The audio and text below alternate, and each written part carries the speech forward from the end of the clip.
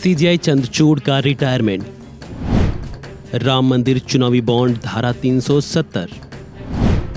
चंद्रचूड़ ने अपने कार्यकाल में सुनाए 600 से अधिक बड़े फैसले।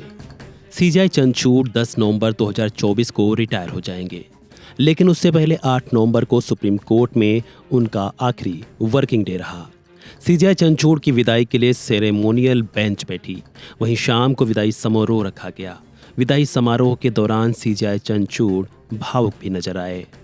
सुप्रीम कोर्ट के मौजूदा जजों में सीजीआई चंद्रचूड़ ने सबसे ज्यादा फैसले लिखे हैं। आखिरी दिन भी उन्होंने 45 केस की सुनवाई की।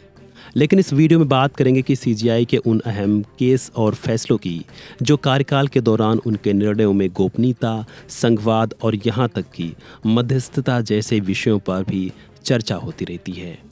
उन्होंने कई ऐसे बड़े और अहम फैसले सुनाए जो कई बार चर्चा का विषय बने।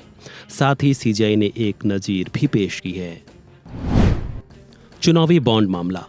सर्वोच्च न्यायालय की 5 न्यायाधीशों वाली संविधान पीठ ने सर्वसम्मति से राजनीतिक फंडिंग के लिए केंद्र सरकार की चुनावी बॉन्ड स्कीम के खिलाफ फैसला सुनाया। निजता का अधिकार। अगस्त 2017 में 9 जजों की संविधान पीठ ने सर्वसम्मति से फैसला सुनाया था कि निजता का अधिकार अनुच्छेद 21 के तहत जीवन और व्यक्तिगत स्वतंत्रता के अधिकार के एक आंतरिक हिस्से के रूप में संरक्षित है। धारा 370 को खत्म करना। 5 जजों की संविधान पीठ ने आईपीसी की धारा 377 को खत्म कर दिया। पहले इस धारा के तहत समलैंगिकता अपराध की श्रेणी में आता था। सीजीआई ने महिला सशक्तिकरण और उनके अधिकारों को लेकर भी अहम फैसले दिए, जिनमें सबरीमाला में महिलाओं पर प्रतिबंध हटाना। सुप्रीम कोर्ट ने साल 2018 में एक नियम को खत्म कर दिया, जिसके तहत 10 से 50 आयु वर्ग की लड़कियों और महिलाओं को केरल के सबरीमाला मंदिर में प्रवेश करने की अनुमति नहीं थी। अविवाहित महिलाओं के लिए गर्भपात का अधिकार।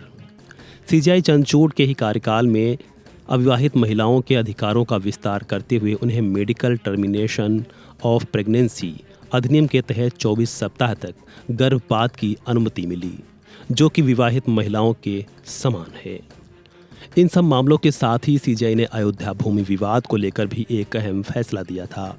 नवंबर 2019 में सुप्रीम कोर्ट की 5 जजों की संविधान पीठ ने सर्वसम्मति से फैसला सुनाया कि विवादित भूमि को राम मंदिर के निर्माण के लिए गठित किए जाने वाले ट्रस्ट को सौंप दिया जाए और साथ ही मुसलमानों को मस्जिद बनाने के लिए साइट के पास या अयोध्या में किसी उपयुक्त स्थान पर अधिग्रहित भूमि में से 5 एकड़ जमीन दी जाए।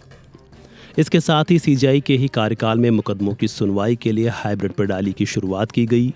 सुप्रीम कोर्ट को सुनवाई में तकनीकी बदलाव, मामलों की लिस्टिंग और उल्लेख, कागज रहित कोर्ट, नए स्मार्ट कोर्ट रूम आदि जैसे बड़े फैसले तकनीकी रूप से भी देखने को मिले हैं।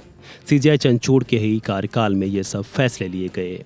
इन फैसलों से न केवल वकीलों को ही सहायता प्रदान की, बल्कि देश में आम जनमानस के लिए भी न्याय प्रणाली को तकनीकी रूप से सुगम भी बनाया है।